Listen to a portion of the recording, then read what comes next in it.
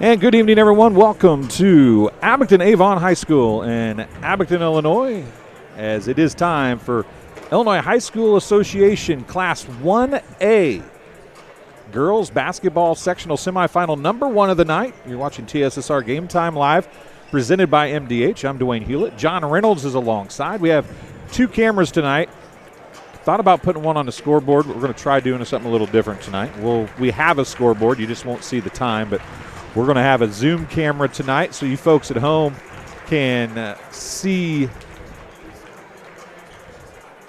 some up-close and personal looks at some of the players as we move through the evening, hopefully. That'll be the plan anyway. I thank all of our camera people here tonight. Tegan is back with us after a bout of sickness, so we're happy to have him. Our main camera is the one you're looking at right now. There is going to be the Zoom camera. It'll look a little bit different as Tegan is zoomed in on the Elmwood Brimfield, or no, they're not Brimfield. They're Elmwood I was Trojans. thinking the same thing on my drive up. I'm going to have a hard time tonight, folks. It's always Elmwood Brimfield. I don't get to cover Elmwood and Brimfield as much in basketball as we seem to do in football, and so it sticks. The Elmwood Brimfield thing sticks for me. So I apologize in advance if you're from Elmwood, but we'll get on there and we'll make it do the best we can as we move along here. Tell you how these 2 teams got here. They're the number 1 and number 2 seeds in the sectional complex.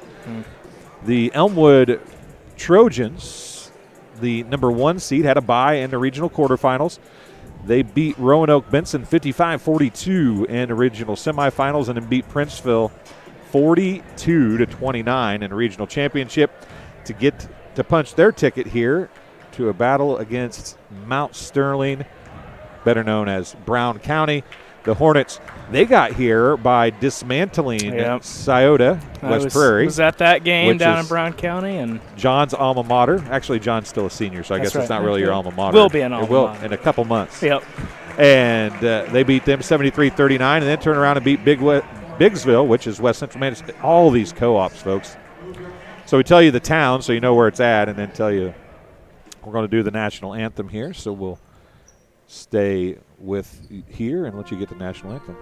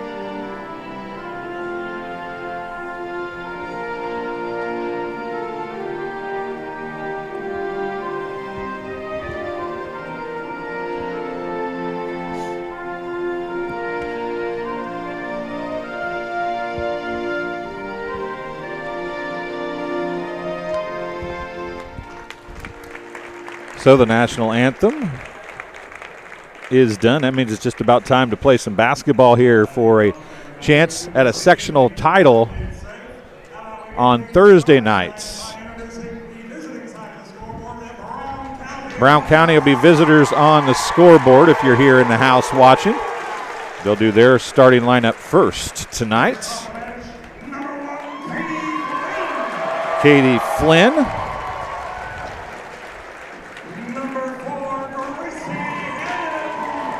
Gracie Hedden, number 4, a 5'11 senior. Claire Flynn, a 5'10 senior. Ashley Market, number 11, she's a 6'1 sophomore.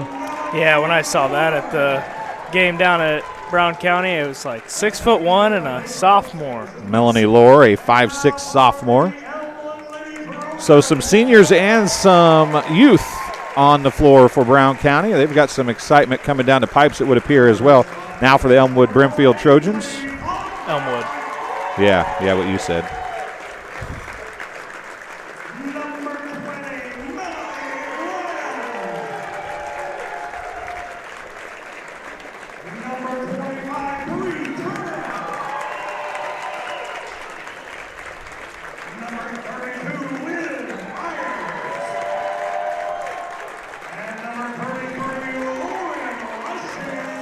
So it's Ainsley Faulkner, a 5'7" senior.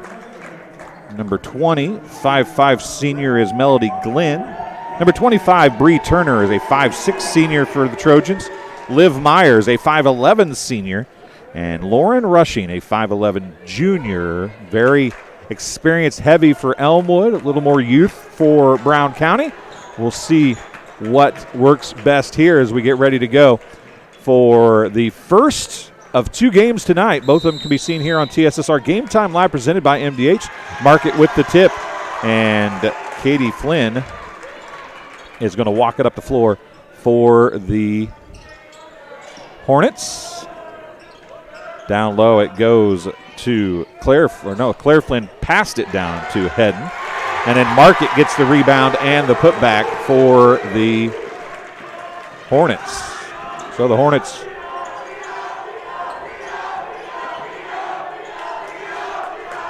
with the lead here early, 2-0. Yeah, Markert able to just secure the offensive rebound that Flynn on the miss and just able to put it back up and early. Hornets running quick. Pressure by Market, nearly picking up a foul there. 3 on the way is good off the hand of Melody Glenn, and the Trojans take a 1-point lead, 3-2, 7:01 to go here in quarter number 1. Katie Flynn walks it back up the floor for the Hornets. She gives it off to Market. Market comes to Claire Flynn. Claire Flynn down to Market. Oh, nice bounce pass down low. A little hesitation, though, from Melanie Lohr, and the shot was blocked, and back the other way it goes. And right to the hoop. Nobody stops ball. An offensive rebound, a second offensive rebound, and a shot's up and bounces around and falls through for Liv Myers, number 32. But it was really Lauren Rushing with a couple offensive boards there, John, that made the difference for the Trojans. Yes, able to clear the lane, and number 20, Melody Glenn, is just able to swing around and lay it up and had some good offensive rebounds. And there's Claire Flynn with the bucket, number 10. Back to a 1-point game. Her first 2 of the night. 6:03 remaining. Full court pressure after the make, and a steal by Katie Flynn. She loses the ball on the way up as she tried to go up left-handed, and it's taken away by Liv Myers and back the other way. And that should have been a kick, I think, but no call. It rolls out of bounds nonetheless. Went off the leg of number 21, Melanie Lohr. 5:48 to go. Brown County has brought quite the student section as well over there. They take up about a third of the bleachers. And finally going to get inbounded to the Trojans, number 25, Bree Turner. Turner on the dribble. Picks it up. Gets it left side to Rushing. Rushing now on the dribble. That looked like a travel, didn't it? Yeah, I'd say so. Might have got away with that one. Glenn has it stolen away. Market came down with it. Back the other way it goes to Hedden, and Hedden loses it out of bounds. Kind of feel like a little bit here maybe that Brown County's maybe feeling the nerves a little bit. They seem to be pushing the issue a little more. No, yeah, I agree with you. They've like here we're seeing the full court press by Brown County, and we saw the same thing at the game they played against West Prairie early on in the regional, so they've definitely stuck with it. Pass intended for Bree Turner was a little long off the hand of Glenn, and it goes out of bounds, and a chance again for Brown County to retake the lead here with 5:12 remaining in the first quarter. Goes to Hedden. Hedden hands it off to Katie Flynn. Flynn backs it out. Jump stop, jump shot. Good for Katie Flynn.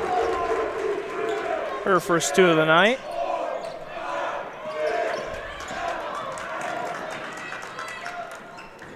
Elmwood trying to respond. They find a wide open number 33 Rushing to lay it up and in. That's the problem, isn't it, John? When you try to do the pressure, it works a lot of times, but those occasional easy baskets that come from it, the idea is to give up a lot less of those than you get defensive steals, right? Yep, absolutely. And Rushing was able to find the hole in the defense. And now Hedden, a nice move, and she's blocked from behind by Rushing.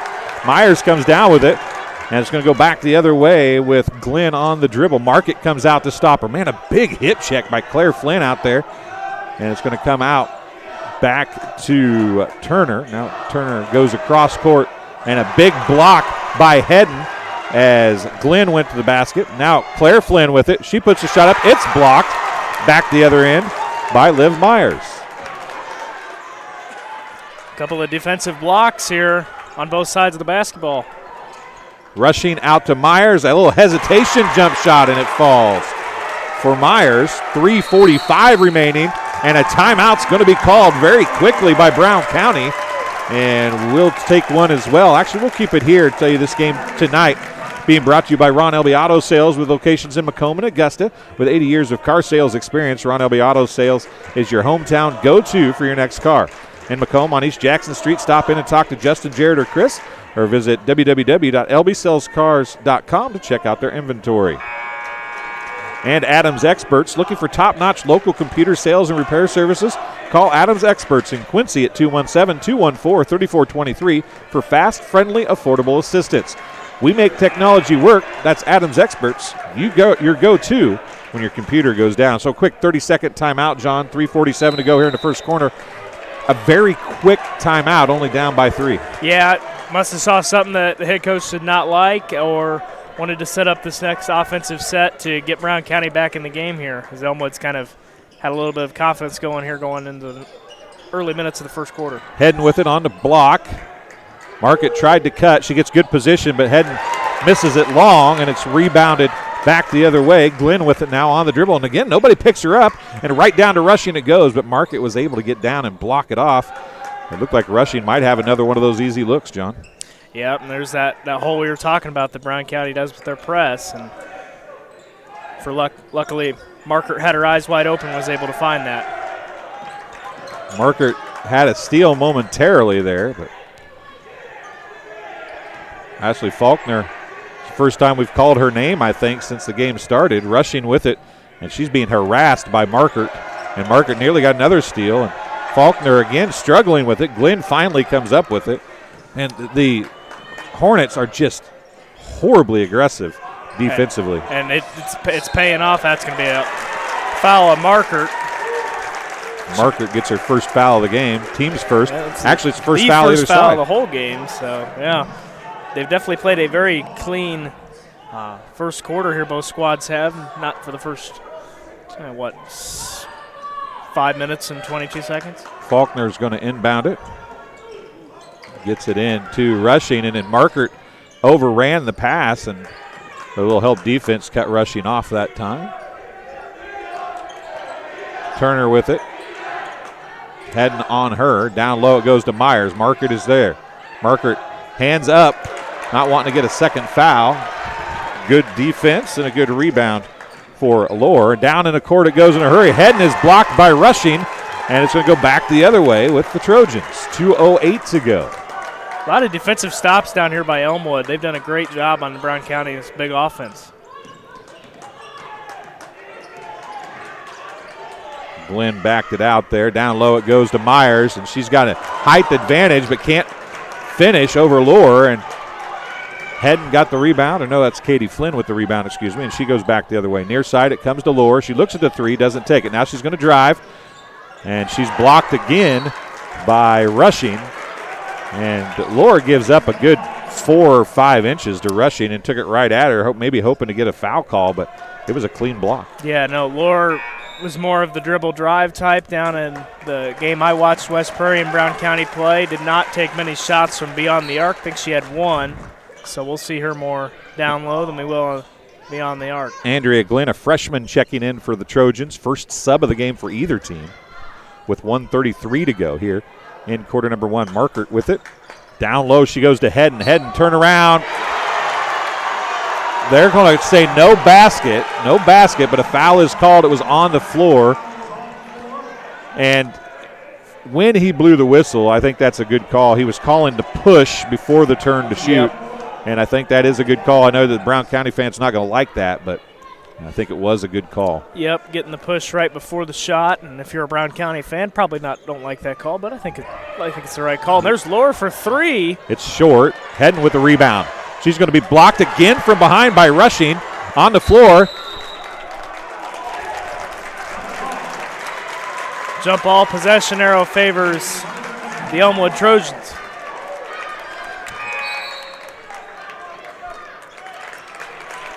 And now a sub coming in again. And Myers goes down to inbound. Rushing comes back out. 1:14 remaining. Faulkner with it on the dribble. Katie Flynn on her.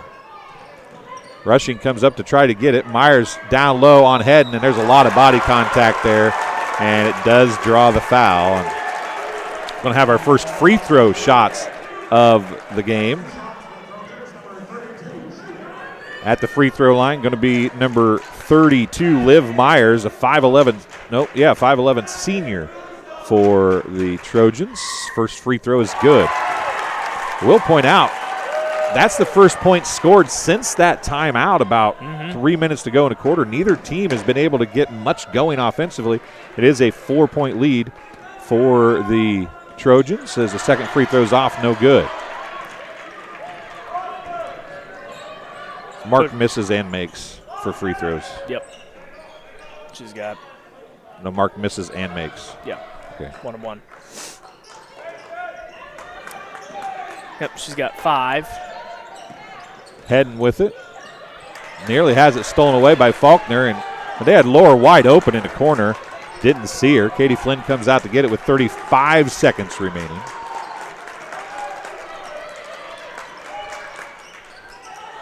Hard pass to Katie Flynn and can't control it. Faulkner with the shot. It goes off through the hands of a Brown County defender to the floor, and it's tied up. Jump ball is called as Rushing comes up off the floor with it, but it's going to be a. Did they have another jump ball earlier?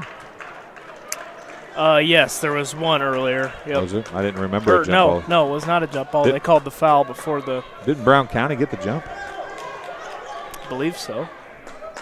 We Marker? probably missed something. Lohr down to Hedden, out to Marker. 8 seconds, 7 seconds, 6. Katie Flynn with it. Up top to Hedden, 3 seconds. Claire Flynn's going to drive, pull up, bank shot off, no good. And that's how quarter number 1 is going to come to an end. 10-6 after 1 quarter of play. The Elmwood Trojans lead the Brown County Hornets here on TSSR Game Time Live, presented by MDH. We'll take a break, and we'll be back in just about 30 seconds here from Abington Avon High School. We're an 11-bed ER.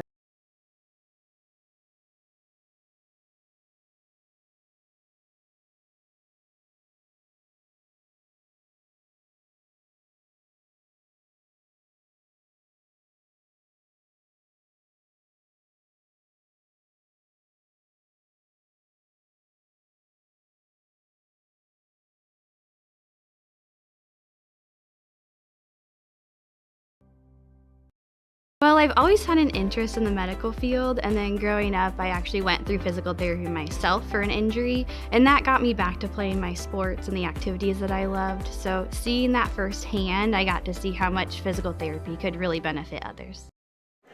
And there you see the Trojans crank zone, I believe, over on the far side. As Tegan zoomed in on those kids. Brown County's got a big one. We'll show you theirs as well, but it's going to be a fun one here, I do believe, as we get ready to go for quarter number 2.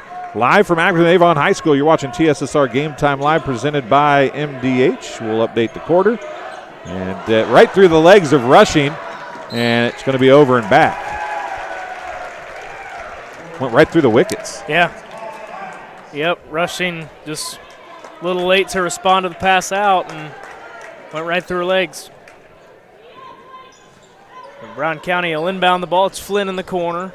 Flynn will kick it back out to her, or that heading to Flynn out there. Heading to Claire Flynn. 7:40 remaining. Katie Flynn with it down low. She puts up the bank shots. Hard off the glass, no good. Rebound to Myers. She gets it out to Glenn, and back the other way it goes for the Trojans. Now Faulkner with it. Down low, Rushing. Crossed it, comes to Turner. Myers pull-up jumper free throw line. Looks a little short, it is. I think it might have been partially blocked. Outlets as Hedden was looking for a person to the left and realized there wasn't somebody there and threw it to the middle, and it was taken away by Glenn. Glenn now goes left side to Faulkner, and that's going to go off Faulkner's hands out of bounds. Anything you can do, I can do better. That's right. 7:05 remaining in quarter number 2.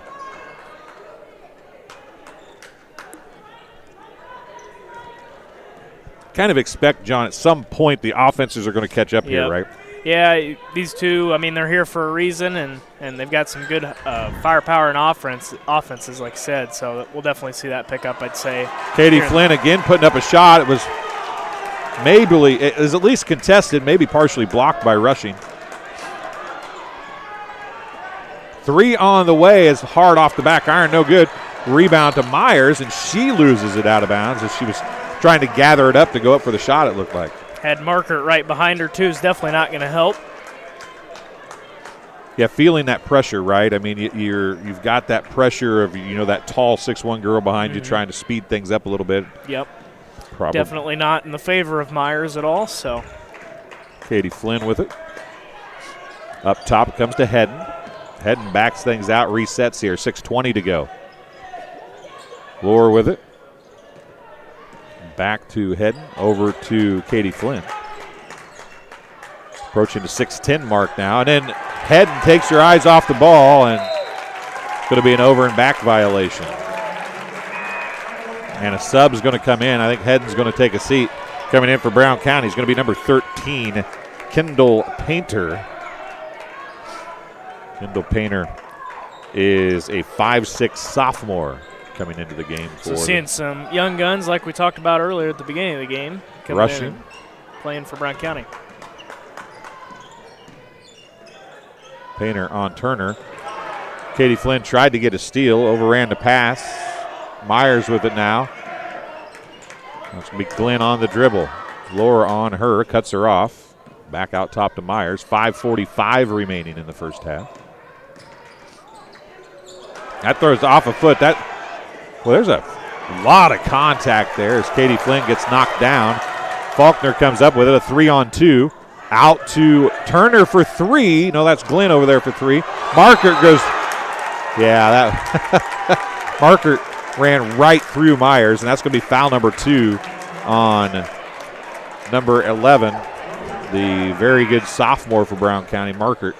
And that's a big foul, and she's going to come out, and Hedden's going to come in with 5:29 to go here in quarter number 2. That's probably a time to mark down to keep note of, folks. 5:29 remaining. 3 on the way by Glenn is good. It already was the largest lead of the game. It's a 7-point lead now for the Trojans with 5:17 to go here in quarter number 2. And Brown County needs to find some offense here. Heading with it. Right side, it goes to Painter. Back up top, Claire Flynn. Now to Katie Flynn. They're going to drive, put up the shot as Katie Flynn. It's off, no good. Rebound to Glenn. Now Faulkner's going to walk it up.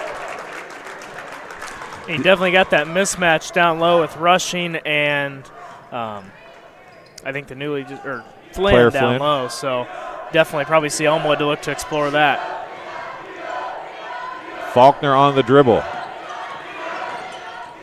Claire Flynn picked her up, shut her off. Lohr now picks up Rushing. That's a big height disadvantage as well. And a 3 on the way again by Glenn.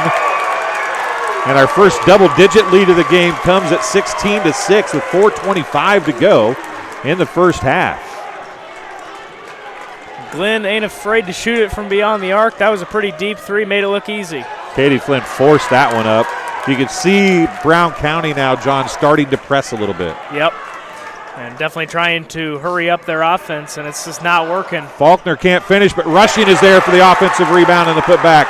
And here comes another timeout for Brown County.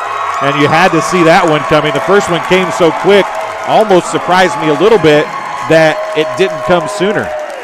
Yeah, no, Elmwood has started to pick up their offense, and like we talked about earlier, Dwayne, it's the offenses are starting to speed up, and it's in the favor of the Elmwood Trojans right now.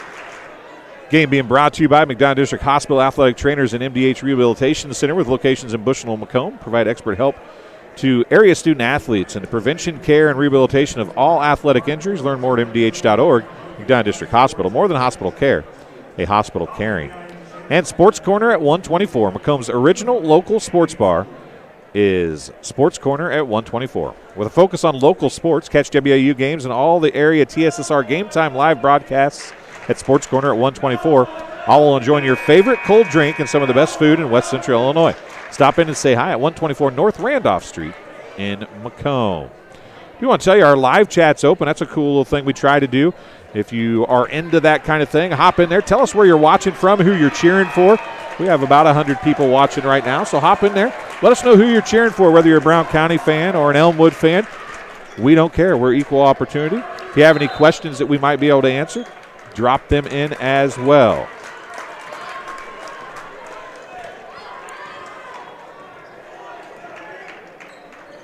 So we're back underway here. Katie Flynn on the dribble, gives it to Markert, who's back in the game. Heading from the post, misses a shot. Myers came in, had it, couldn't hold on to it. Katie Flynn now with it. Up top to Claire Flynn. Flynn over to Markert. Markert now looking down low to Head and can't get it there. So Claire Flynn now. Brown County now Markert down low. Goes across to Head, and what a pass! That was an excellent pass by Markert and a great look by number 4, Hedden. That's the first points of the quarter for the Hornets, and it couldn't have come at a more important time. Down by 10 now with 3:10 remaining. Yeah, Hedden was on the same page as Markert, and she made an excellent pass. Maybe gets Brown County back in the game here. A 1-3-1 now as well defensively. Down low to Myers. She can't finish.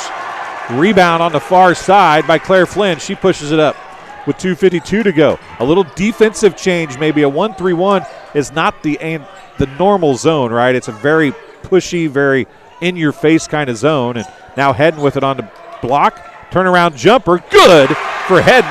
And it's a 4-0 run for the Hornets trying to claw their way back in. 18-10 is the score, 2:32 remaining. And a 4-0 run specifically by Gracie Hedden. She's got the last 4. Glenn with it far side, up to Faulkner now. Faulkner down low, Myers. Myers skips it out to Turner, to Glenn, wide open for 3, and I thought she nailed another one. That was hard off the back iron, just a little long, and Hedden gets the rebound with 2:05 to go now here in the first half. Claire Flynn now is going to try and drive. She pulls up, about a 10-foot jumper is long, rattles around, won't fall. Glenn with the rebound for the Trojans, under 2 minutes to go now.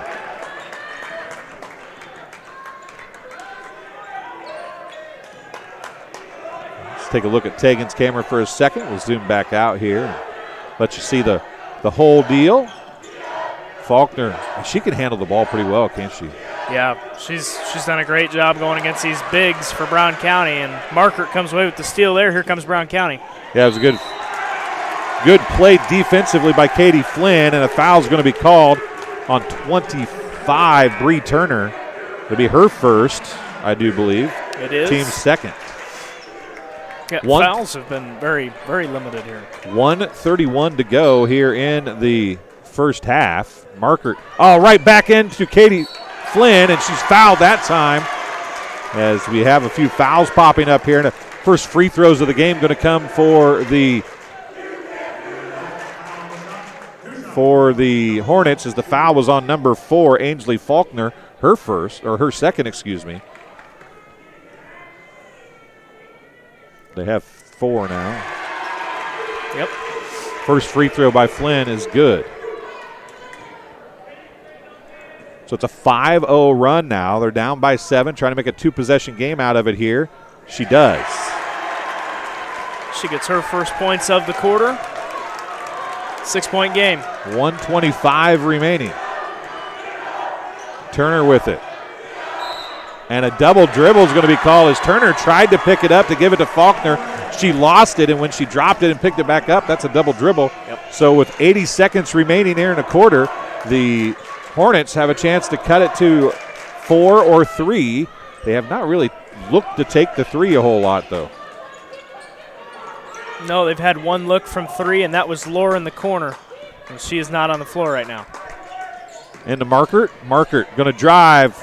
She looked like Rushing got a hand on it. And Margaret might have knocked Rushing down, but coming down to get it was Myers, and Myers has been all over the floor for Elmwood. And yeah, she's done a great job being able to withstand Margaret as well. It's definitely a size advantage there. Corner, Glenn, 3, long. Nobody there on the strong or on weak side rebound, and it knocked out of bounds though as Rushing had it and maybe could have went right back up with it, but instead tried to get it out to, I think she was going out here to Glenn, wasn't she? Yep, and Glenn wasn't able to bring, or actually it was Faulkner on the outside, I believe. Glenn was on the other side. Pass in, Myers comes down with, nice look across to Rushing, and Rushing's blocked by Markert. Jump ball is going to be called, and that should go to Brown County. We haven't had one here in the corner, and it does after the Trojans got it to start the quarter. And I don't think there was a jump ball. I think Brown County got the jump and the first jump ball, but I could be wrong. 35 seconds remaining. Well, if you could somehow cut this to 4 or a one-possession game. Definitely a success for Brown County. It would be a huge momentum change going into the second half for Brown County. Painter with it. Heading. Back to Painter. It's like Markert heading. Down low to Claire Flynn. She might have traveled. Put a little shoulder down. Missed the shot. Rushing with the rebound. Glenn with it with 5 seconds remaining. Over to Faulkner with 3, 2. Long three-quarter court shot is a little wide left, and that's how the first half is going to come to a close. 18-12 at the half. The Elmwood Trojans lead the Brown County Hornets. We'll take a break as well. You're watching TSSR Game Time Live, presented by MDH, coverage of IHSA Class 1A sectionals from Abington-Avon High School. We'll be back in just a couple minutes. At Western Illinois University, leathernecks don't just blend in. Our purple stands out. Our students are innovative, creative, and resilient. At WIU, there's limitless potential, with campuses in Macomb, the Quad Cities, and online. Visit wiu.edu/potential to become a leatherneck and get an education that stands out.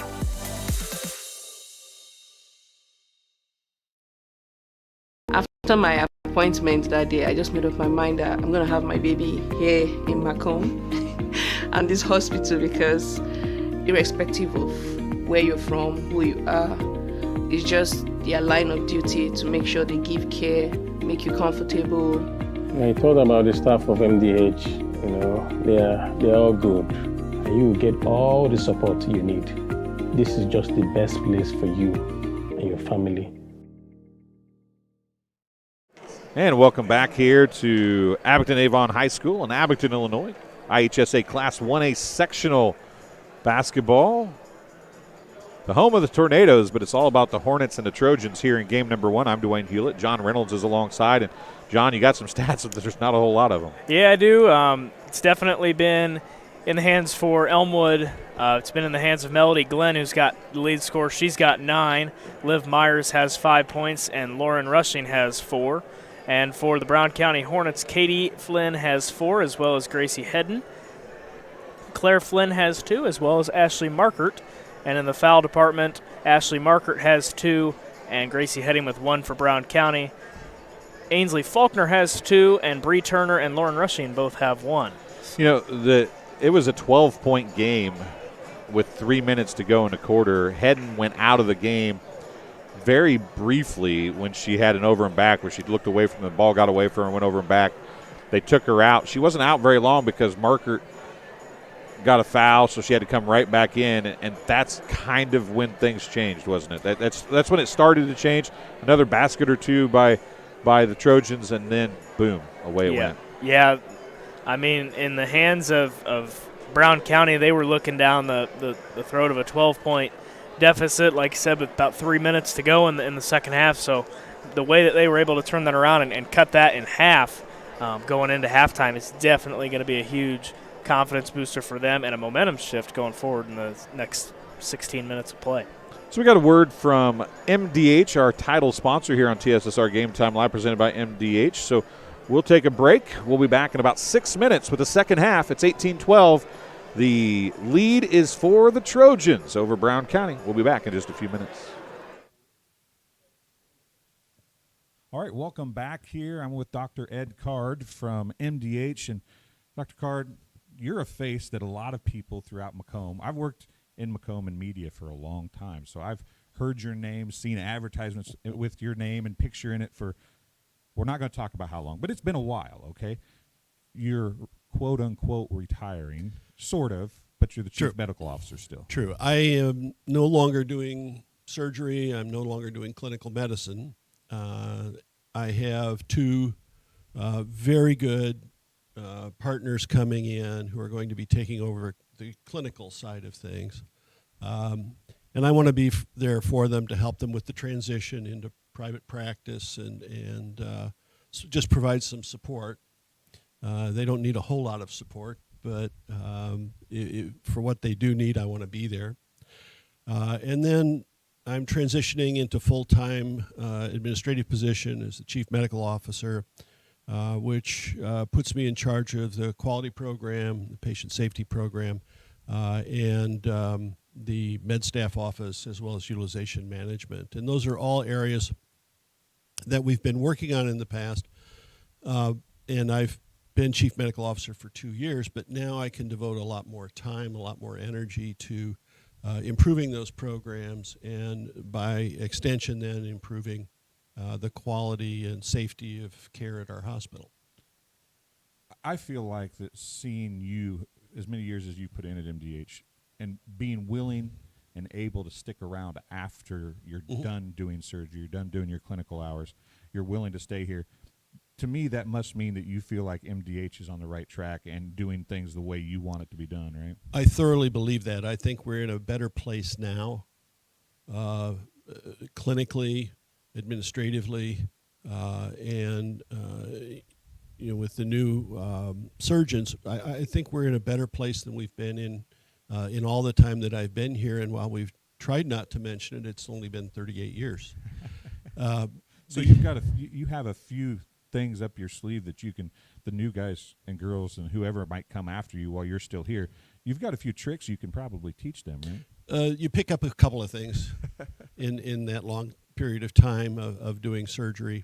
And when I started, I did a lot of vascular surgery, but most of that now is done by cardiology and radiology. So that has sort of faded, but we're doing a lot more laparoscopic things. Dr. Peck is actually trained in laparoscopy, took a fellowship. Dr. White is very, very good, and I think the two of them together, both women, but I think that they're going to be incredible. I really think they're going to be very, very good. And the strengths of one balance off the other areas for the other. It's really a very nice synergistic pairing of those two who are both very, very good. And I would imagine that your license obviously is still going to be valid, so if it gets into a pinch and they call Dr. Card and say, hey, we need something right now, you're probably still here and able to do that? I've been known to answer that. I'm still around and available if there are questions or problems or things, people need an extra pair of hands in the operating room or run into something they haven't seen before. I'm still going to be around for that, and in fact, helped with an operation this morning. So I think that's going to be a nice transition for me, because I don't have to just stop being in the operating room, and hopefully helpful for Dr. Peck and Dr. White as well. I would imagine after 38 years, just stopping something would be like stopping cigarettes, right? It'd be really hard to do. Oh, no. No? Oh. It's not being on call is pretty okay. I'm enjoying that. So that is not a difficult transition at all. Came to town when I was 29 years old and have been doing surgery here all that time. And you sort of go through phases. There's the scared phase when you're first starting. Then there's the I can't believe how exciting and fun this is. And I've moved into the third phase, which is this really is work. So I think it's time for me to move to other things, and certainly not compete for patients with our 2 new surgeons. Well, I can speak for most of the people, I think, in Macomb and McDonough County. We're happy you're still around. Thank you for everything you've done through the years. I think that you've probably become a Macomb homie after spending over half your life here anyway, right? Pretty close. I still can't trace back people's ancestry 3 generations like everybody else in town can. So I'm not a true Macombite yet. But you know, the other side of that is that the community has been incredibly kind to me through the course of my career, entrusting me with their care and with their health. And I'm very grateful to the community for that as well. It's not been a one-way street at all.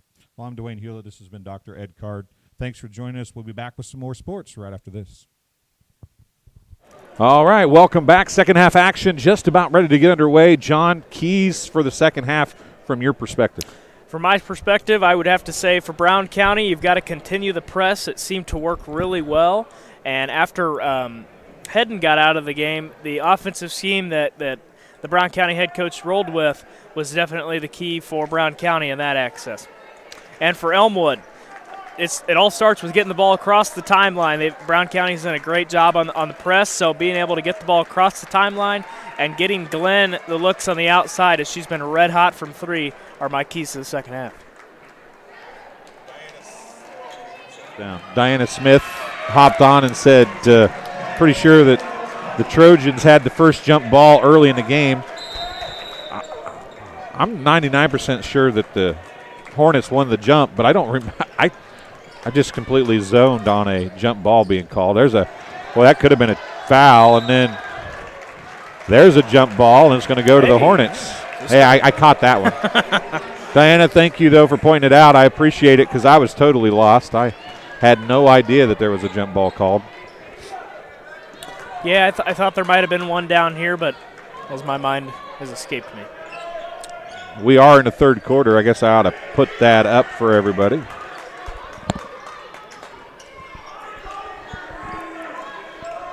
A little slower here to start the second half. I was going to say, it definitely does not look like the offense we saw coming out of the first half for Brown County. So they're trying to find that open look, and we'll see if they find it.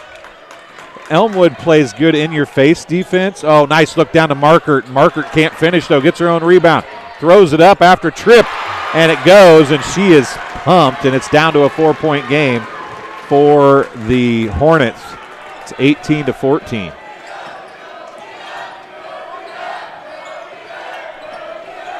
And the Hornets are going to keep that 1-3-1 they got into when things went off. And there's Glenn for 3. It's off, no good. Hedden with the rebound. She's going to outlet it to Claire Flynn. Flynn's going to go across to Katie Flynn. The layup's up, and it counted, and a foul.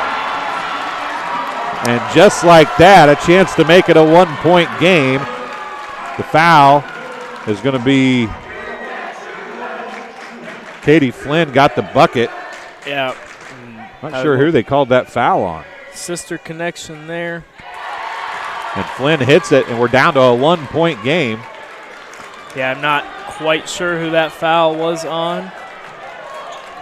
Either 25 or 33. Figure that out in a minute.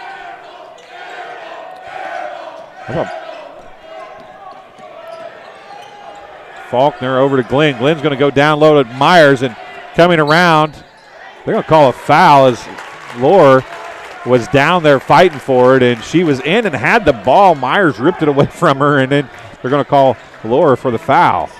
Her first. Both teams have one foul now. It's a 1-point game. 6:27 to go in the third quarter. Ball, Katie Flynn. She tried. She did her best. Katie Flynn hit it as Faulkner tried to get it in over her, and she said it went off of Faulkner, and looking at the official, and the official pointed the opposite direction. Kind of both of them just smiled a little and went about their business. Faulkner looking to inbound to Myers. Can't get it there, so it goes to Rushing. 6:23 remaining. Glenn now on the handoff. Back out to Rushing. Picked up by Hedden. Faulkner backs it out. Oh, everybody leaves the lane open. Faulkner lives the right hand from the left side. Doesn't work, but after it was knocked around a few times, Glenn came up with it. And now Claire Flynn's going to knock it out of bounds. Now 1-point game here from Abingdon Avon High School. Yeah, IHSA Class 1A sectional semifinal number 1 of the night, and it's turning into a good one. It's an 11-0 run for the Hornets. They were down by 12, and they've got a chance to take the lead. Katie Flynn with it. She's going to loft up the triple. It's good! And it's a 14-0 run for Brown County, and they lead 20-18. Talk about a momentum shift and just a shift in the score. And there's the timeout, the first one of the game for the Trojans. And with 5:40 to go, it's 20-18. The Hornets with the lead. It was 18-6, folks. 18-6 with about 4 or 5 minutes to go in the second quarter, and it has been all Brown County since then. Yeah, Brown County's had, like you said, a 14-0 run is awesome if you're Brown County, and if you're Elmwood, you're wondering what the heck has happened this past 14 points. So we'll see if they turn it around out of the timeout. There's the Brown County student section. Got the green checkered flag flying over there on the far side, and Elmwood's student section isn't as big, but it's two really good student sections. Oh, yeah, they've been going back and forth, and I mean, Brown County's probably got, the farthest drive here to Abingdon? Of anybody, yeah, most definitely. For that big of a crowd to come from Brown County, definitely got some dedication to their school. I'm going to say it's a 2-hour drive, maybe? That's probably about right. On a bus, especially. Oh, yeah, then you're definitely a 2. I'm guessing maybe that they did a fan bus. That's how they got so many kids here. But about an hour 10 to my house and about 40 minutes from there, so about 2 hours. Yeah, you'd go down through Rushville from here, so maybe you'd cut a little time off of it, but I'm not real sure if it would or not. Not a whole lot. Not in a bus. Not in the bus. There's that 1-3-1 and a harassing defense.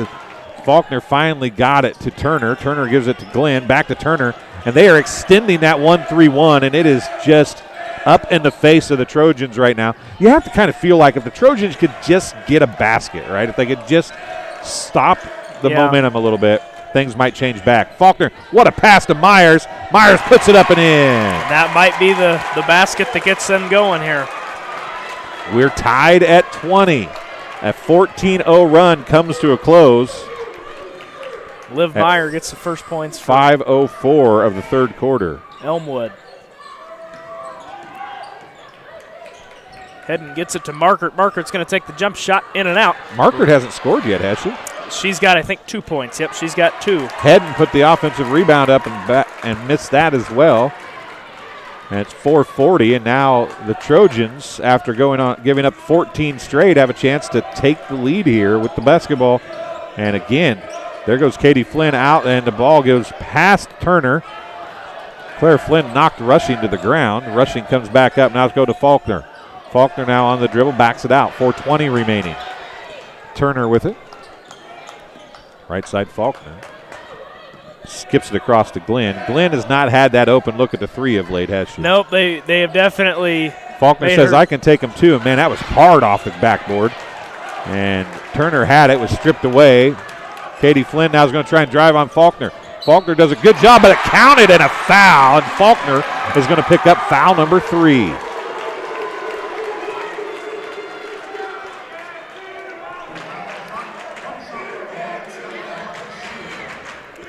Faulkner just didn't get her feet set running with Flynn at full speed across the court, and an easy foul and an easy bucket for Flynn. Subs coming in. Andrea Glenn's going to check back in again as Faulkner's going to have to take a seat with 3 fouls. 22-20, a chance to make it a 3-point lead now for Flynn, and she does. She's 3 for 3 from the free throw line, and she's got 6 points on 2 old-fashioned 3-point plays here in the second half. Myers with it. She's the only player to score. Oh, there's Glenn, and Glenn is blocked by Markert. Myers is the only player for the Trojans to score since about the 5-minute mark of the first half. Yep, nope, she's got 2 in this third quarter, which is the lone score for Elmwood. And it comes to Rushing. Rushing back, steps back, puts the shot up. Myers saves it inbounds. Lohr comes down with it, gives it to Claire Flynn. Claire Flynn, baseball pass to Katie Flynn. Pull-up jumper, about a 15-foot jumper's good for Katie Flynn, and she is feeling it. 25-20. Largest lead of the game now for the Hornets, who trailed by 12 in the second quarter. She's got 15 here tonight, so 8 of those here in the second half. how about 11 of those in the second half? No kidding. Holy smokes, I've lost track. Myers gets an offensive rebound, and she's going to be fouled. That might be on Hedden. If it is, that'll be 3 on Hedden.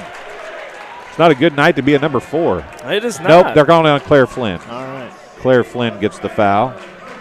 25-20, a couple free throws coming for Myers now. That'll be her first. Liv Myers, a 5'11 senior, is 1 for 2 from the free throw line, I believe. Yep. Misses the first one. 1 for 3 now. 3:10 remaining in the third quarter. Myers, and listen to that Brown County student section over there. Bleachers might give out. Second one is good. She says, I don't care. Make all the noise you want. She's got 8 points. That is correct. 3:05 to go. I just read it off the scoreboard. I'm not that smart. Well, you can read, right? Markert, numbers. Markert gives it to Hedden, back to Markert. Down low to Claire Flynn. And Turner kind of came up underneath her and is going to pick up the foul. Her second of the night. So that makes me think that the other foul, nope, never mind. That mysterious foul we had earlier on, I'm trying to figure out who that was on. Into Claire Flynn, right back down to Hedden. Hedden's open for a jumper. It's hard off the glass. Markert with the rebound and the putback. 27-21, a 6-point lead for the Hornets. And they have so extended that 1-3-1, and they're trapping in the way out at the 10-foot line of the volleyball court. That's tipped out of bounds by Markert. It'll stay with the Trojans with 2:32 to go in the third quarter. And yeah, Markert has doubled her points from the first half, so she's starting to feel it and is finding open shots down low. Boy, that's a long 5 seconds. Flynn, again, that same official is the one down there, and Flynn's like, I thought I saved that one. Yeah, I was going to say, she's tried getting a couple calls, but might have deserved that one on the long 5 seconds. Inbounded to Rushing. Rushing hesitates, doesn't shoot. Glenn with it now. She's going to try and drive on Flynn. Can't do it. Katie Flynn picks her up. Markert now, as they're going to play man-to-man. They've came out of the 1-3-1, and they're out in the man-to-man now. After the inbounds play, Turner down low to Rushing, who nearly traveled with the basketball, but gathered it back up just in time.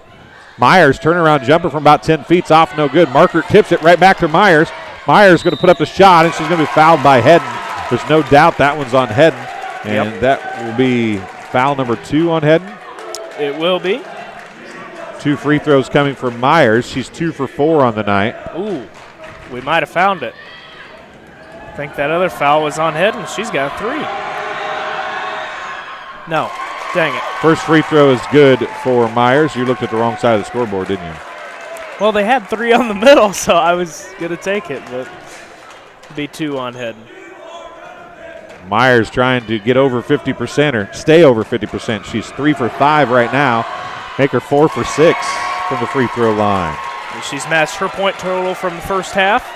Offense is definitely more aggressive here in quarter number 3 for both teams. Yeah, Brown County's definitely kept with what they've worked on in the second half, and Elmwood just trying to hang with them. Katie Flynn with it, going to try and drive. Faulkner's back in, and Flynn is feeling it right up over the top of Faulkner. And you got to appreciate that from the senior, right? She goes right after Faulkner, knowing Faulkner has 3 fouls. She cannot press the issue. Yep, and definitely a good look. That's a senior move there by Flynn. Markert is so good coming down and getting her long arms in the passing lane, isn't she?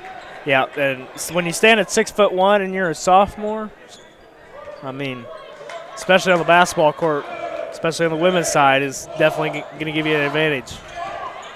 Inbounded to Rushing, and she just traveled. Slid both feet, I think, right yeah, there. might have got away with that one. She's gotten away with a couple of those. Glenn for three. No good. Markert with the rebound. Down to Katie Flynn. Oh, what a step back. I thought she was going to get an open look at the basket, but good job by Faulkner to switch her direction and get back and cut the lane off. Cut the drive off. 1 minute remaining here in quarter number 3. Later rivals. Yep. To the student section, it looks Showing like on the far side. Showing up for the last 8 minutes here. Better late than never. That's right.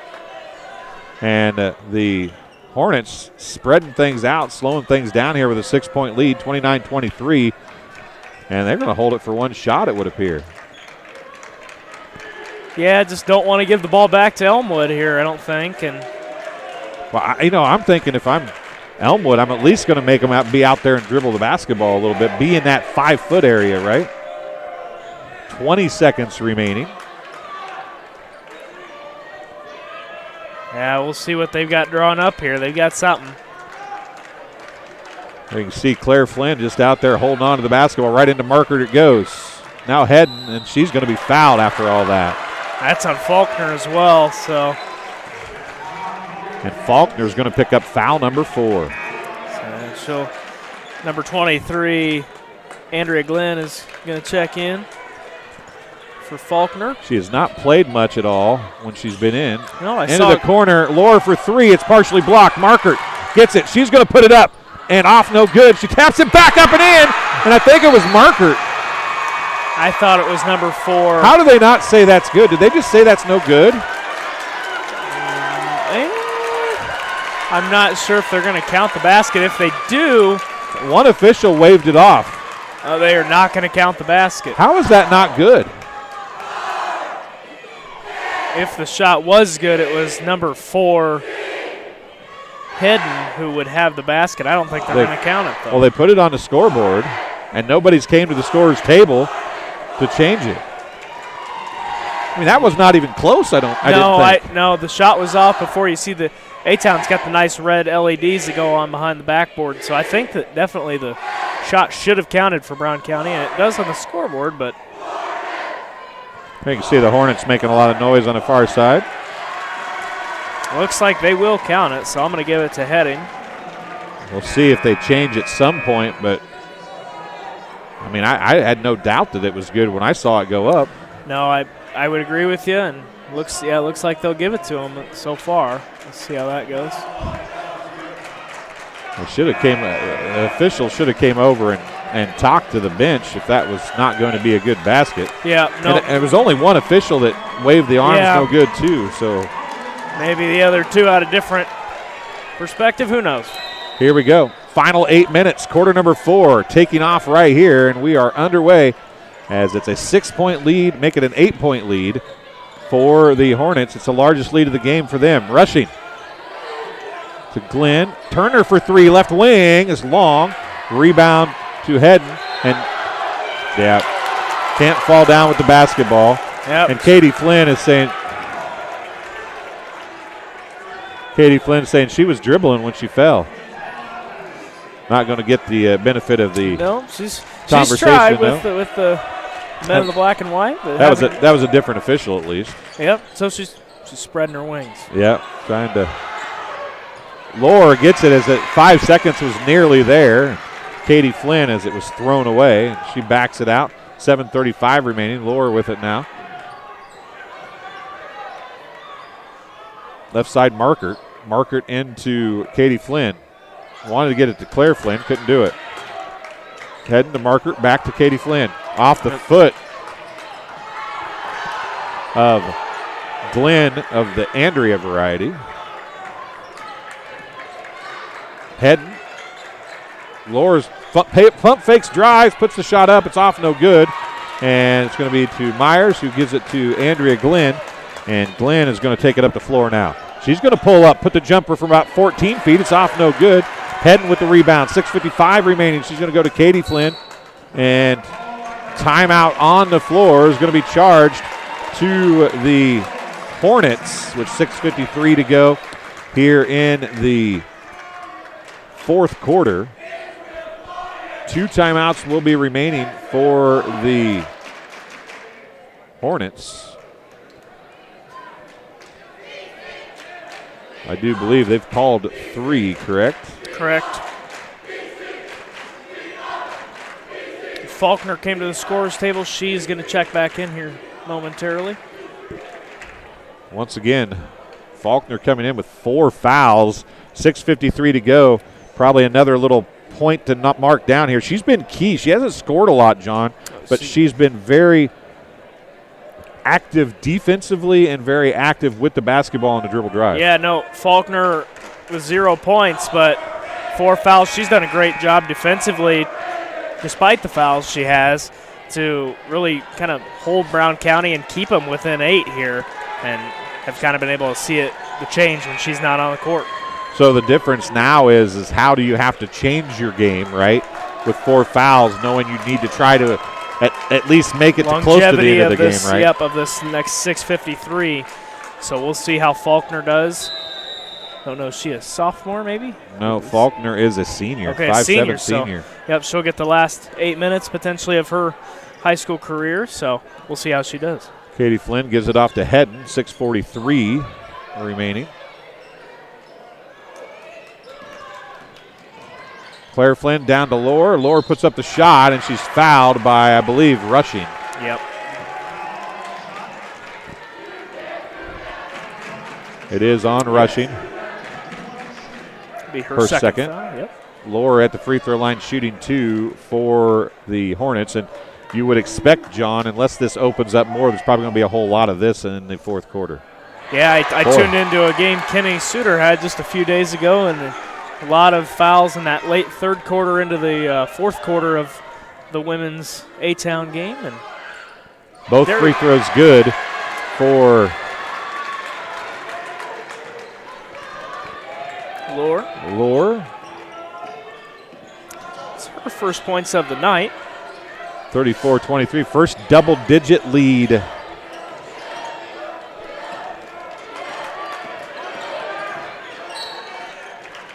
(33-23), excuse me. Like I said, first double-digit lead for Brown County. Elmwood had one early on, but yeah, they led by 12 in the second quarter. They have not had that for quite a while here. There was a kick there. That's what the out-of-bounds play was for. Now it's a 3 on the way by Glenn, off no good. Hedden with the rebound. That's a deep 3 from Glenn, but she's been reliable from 3 here tonight. So she's missed her last 2 or 3 though, and it feels like a little more forced now, right? Yep, got to try. The pressure is on now, as it wasn't so much under pressure earlier. But yep. Claire Flynn picks up her dribble, gives it to Hedden. Down in the corner it goes to Lohr. Lohr back up to Claire Flynn. 5:38 to go. Claire Flynn goes to Hedden. Hedden on the dribble now. 5:31. And Claire Flynn's going to dump it down to Hedden, out to Lohr. Lohr doesn't take the 3. Gives it back to Claire Flynn. And this is why people are pushing for a shot clock. That would definitely be interesting. I've seen that and not sure on my thoughts. Hedden, 5:10 remaining. It goes to Claire Flynn again. Myers out there guarding Flynn. Myers has played a very good game for the Trojans, but the second half just has not went the Trojans' way. Claire Flynn over to Hedden. Back to Claire Flynn. This definitely could be a scheme for Brown County to try and maybe burn some time off that clock as well. Lohr gives it back to Katie Flynn. A lot of contact out there with Turner.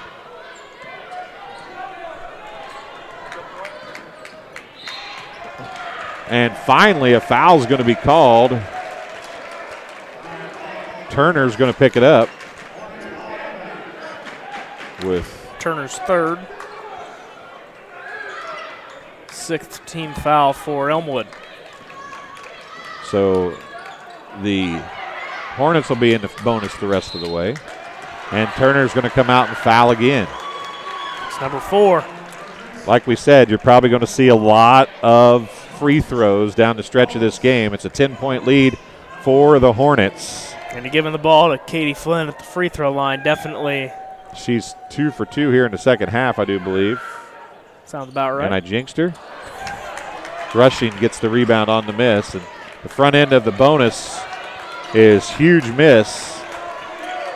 So Elmwood got what they wanted out of that. Now we'll see if they can respond with a good offensive set. Faulkner with it now on the dribble. Marker is there. Right side, Glenn. That's a better three, and she hit it. And the Trojans are going to take a timeout. Stop the bleeding, discuss the good defensive scheme they want to run here. They'll have 3 timeouts, I believe, remaining. I think they've got the scoreboard backwards, if my memory serves me correctly. I know that the Hornets have called 3, and they've only got them with having called 2. Yep. So 3:59 left here. It's 33-26, and we're at the last half of the fourth quarter. And the Hornets, who trailed by 12 in the second quarter, took the lead in the third quarter, had opened up a 10-point lead, but Glenn hit a triple right before that timeout. And now a full court press coming from the Trojans, and very easily broken by the Hornets. Markert going to get called for the travel, and not going to be happy with it, but I think that's a good call. No, I would agree with that. Markert, got the ball and took just a couple extra steps before she put up the shot, and definitely the right call, I think, there.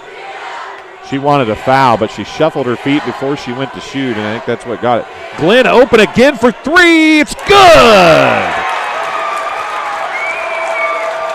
Melody Glenn has 5 3-pointers tonight, and it's 33-29, a 4-point game, a 6-0 run for the Trojans. And, this all goes back. It started when Brown County went out of what they were doing and tried to start running time off the clock. Yep, and now Brown County's got to somehow respond here. Only a 4-point lead, so technically a one-possession game on the rare 3 and a foul, but 3:05 remaining. Claire Flynn pull-up jumper, good. She stops the bleeding at 3 minutes remaining, 35-29. Faulkner gets it across in a hurry. Her first. Down low, Myers puts it up amongst a couple of defenders, and it's back to a 4-point game. Katie Flynn's going to walk it up, 2:43 remaining. Claire Flynn on the dribble now, 2:35 remaining. Still a 4-point game here, so if you're Brown County, you want to take some time off the clock, but want to create a good offensive set, and that might have been it right there. Hedden gets the shot up and in, and there's a lot of contact there. No foul called, though. Yeah, it was. And it's 37-31. Expecting a whistle myself. 2:15 remaining in the fourth quarter. Rushing. Faulkner, down low, Myers. Myers backs in, puts the shot up and in. And another timeout's going to be called by the Trojans. And who else do you call on but Liv Myers down low? She's done a great job.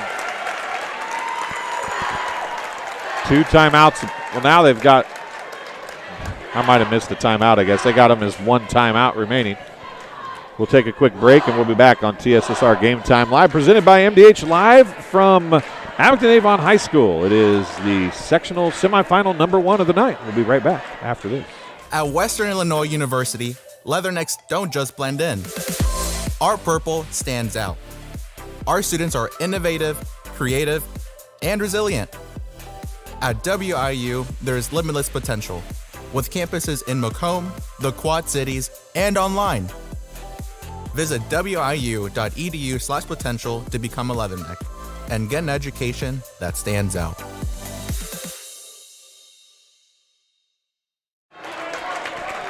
Student section for Elmwood a little quieter now, John, with 2:05 remaining. It's a 4-point game, 37-33, another timeout after a made basket for the Trojans. And as John said, technically if they could get a 3-point play, Turner, I think, is going to get called again for another foul. That's number 5. Bree Turner is going to go ahead and she will be out of the ball game. 3 fouls in a row on Bree Turner, and she is out of the ball game. She played a great game, Bree Turner. No points, but great defensively for the Trojans. At that time, Katie Flynn makes the front end of the 1 and bonus. Her first points of the fourth quarter. Now, there haven't been a whole lot of points in the fourth quarter, though. That's right. Not too. They took about 2 minutes off the clock in that one possession. Yep. 2:02 remaining. That one is no good, and Myers with a rebound. It's a 5-point lead, 38-33. Still 2 possessions.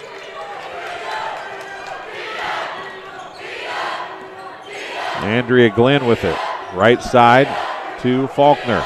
Faulkner has played since 6:53 with 4 fouls. I think if you're Elmwood here, you want to probably try and find Glenn for 3. Glenn is going to be blocked by Katie Flynn, and that time she blocked it and kept flying out of bounds, and then caught it out of bounds. And just she knew that one. No way out there. Big grin on her face. I'd really like to argue that, but I can't. Faulkner with it. Goes to Rushing. And Rushing. Claire Flynn playing a great job. Yeah, that's her foul on Markert, I do believe. Head less than impressed with the foul call. It is on Markert. Number 3 for her. That's the team's, I believe, 4th foul. It is. Of the half. And Myers now at the free throw line here. 2 big free throws and misses the beginning.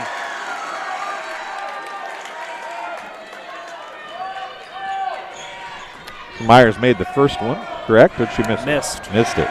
Off the back iron. And she is trying it again here. It's 0 for 2. And she had been pretty decent from the free throw line.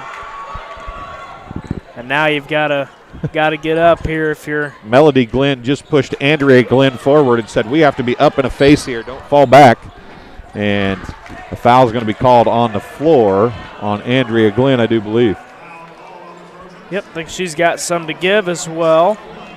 She does. It's only her first on the night. Team's 9th, so a 1 and bonus again for Katie Flynn. Approaching the double bonus. Hits the first.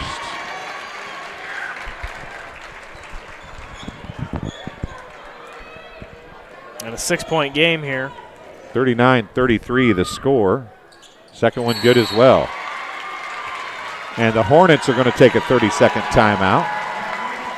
With 1:14 remaining, it's 40-33. The Hornets with the lead. They have, since it was 18-6, it's a 34-15 run. Good math. Yeah, I know, right?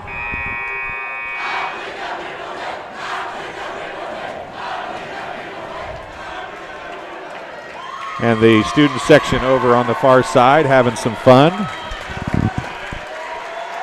Saying they believe that they will win. I would imagine that probably at this point with 1:14 remaining, you got a pretty good shot of that. Yeah, up by 7, and we'll see what Elmwood's got in response. Faulkner's going to bring it across the half-court stripe. Down low looking for Myers. And Myers is going to get called for the foul. And Katie Flynn is going to be back at the free throw line again. Smart to give the ball to your best free throw shooter here. Foul on Myers. That's her first. 1:02 to go. Double bonus. First one's good. 41-32. 33, excuse me. Really haven't seen many subs in this game on either side. Look down at the bench, and these 5 have pretty much been out there the whole 9 yards, I would say. Faulkner with it. 50 seconds remaining. Glenn, Melody Glenn, to Andrea Glenn. Down low to Myers, turns around, shot off, no good. Rushing with the rebound. Her putback is good. And another timeout's going to be called by the Trojans. I think just about out of timeouts here. They have them for 0. I have them for 1, so I very well could be wrong. 38.3 seconds remaining. As we're getting ready to go here with the final nearly half minute of the ball game.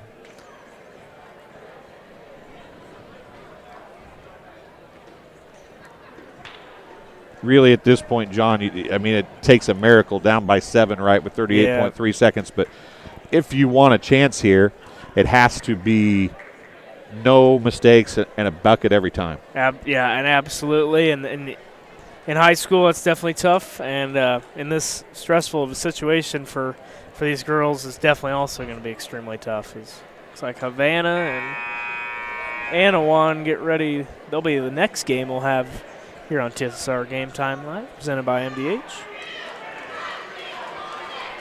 So 42-35 is the score. Trojans take their final timeout, at least according to the scoreboard. Winner of this game will go on to play Thursday in the sectional championship against the winner of game number 2. Full court pressure. And you're at a point now, John, too, that you steal the inbound or you foul immediately, right? Yep. There's no. Faulkner can't do it, though. She comes up with the steal, and they're going to call her for the travel because she rolled over with the basketball. Technicalities get you sometime, and that's one that got them right there. Yeah, definitely is the right call there, and Elmwood almost had it without fouling, but wasn't able to. Inbound to Claire Flynn. Melody Glenn chasing her, 28 seconds, and there's the foul for Melody Glenn. Number 1 for her. Claire Flynn going to be at the free throw line shooting double bonus. So now sending the other of the Flynns to the free throw line. Claire's got 4 points tonight. Make it 5. That hit about every portion of the rim and finally fell through.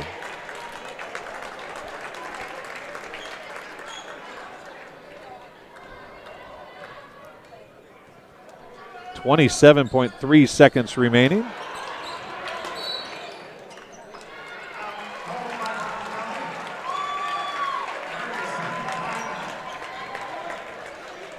Timeout on the floor, charged to Brown County. It's a 30-second timeout with 25.3 seconds remaining. Using them all. Absolutely. Again, our live chat is open. Jert, how much time? 25.3 seconds left.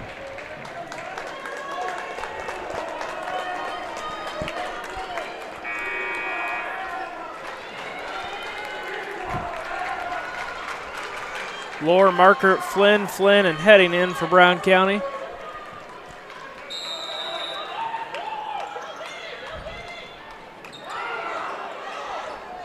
Heading now to Katie Flynn, 20 seconds remaining. And Melody Glenn's going to pick up another one. Be her second. Myers is going to come back in, a little offensive, defensive substitutions here.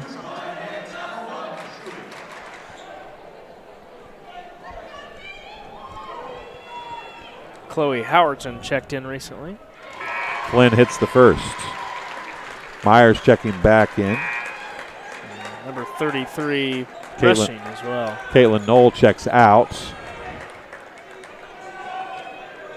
as does Chloe Howerton. 19.5 seconds left, and Flynn hits the second as well.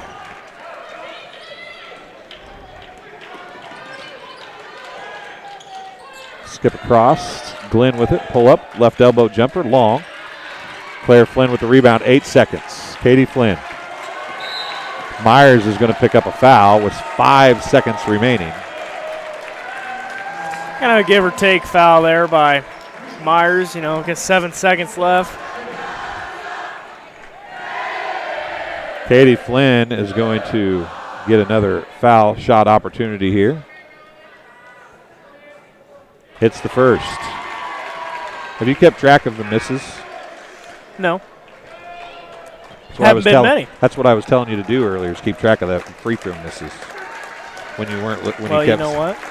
You weren't listening for the to second me. game, I will leave that all to you.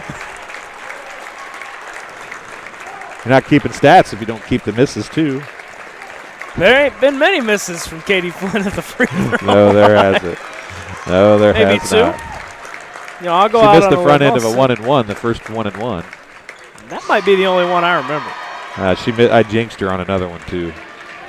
She hit both of those though. It's a 12-point lead, largest of the game, and that's going to be the buzzer. Andrea Glenn takes a three, but Brown County is going to play for a chance to play in a super sectional on their home floor as they get a 47-35 win over the Trojans of Elmwood High School. Number 2 takes down number 1, and then we have a pair of threes playing in the next game. So that will do it here from the first game. We'll let John tally up some stats. We'll tell you those, and then we'll take a break, and we'll come back in our next stream. If you're unfamiliar with TSSR Game Time Live, presented by MDH, the way we do things is we have streams, and we do each game in a different stream. As you can see, the student section and the players getting together there on the far side. We'll take a quick break, and we'll be back on TSSR Game Time Live from Appleton Avon High School. Final 47-35. Hornets get the win. We'll be back in just a couple minutes. At Western Illinois University, Leathernecks don't just blend in. Our purple stands out. Our students are innovative, creative, and resilient. At WIU, there is limitless potential, with campuses in Macomb, the Quad Cities, and online. Visit wiu.edu/potential to become a Leatherneck and get an education that stands out.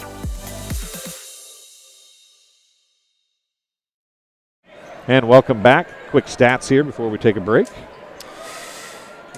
For the Elmwood Trojans with 35 points, 15 of those come out of the hands of Melody Glenn, who knocked down, I believe, 5 threes. So that's where all of hers came from. Number 32, Liv Myers, had 14, and number 33, Lauren Rushing, had 6. That makes up for the 35 for Elmwood. And for the 47 of Brown County, it was all in the hands of Katie Flynn, led the way with 26. Gracie Hedden had 8, Claire Flynn had 5, Ashley Markert with 6, and Melanie Lohr had 2. If you think back, though, it was Hedden that when they were down by 12, she scored 2 quick buckets there in the second quarter, and that's when things started to change for the the Hornets. Half of her points, like you said, right there, definitely kind of got the momentum shift going. So, well, that'll do it here from game number 1, 47-35 the final. As apparently the scoreboard didn't get the last point. I apologize for that. There it is. But the final 47-35. We'll take a break. We'll be back in just a little bit on TSSR Game Time Live presented by MDH. Follow the next stream for Havana and Anawan. We'll see you in just a little while.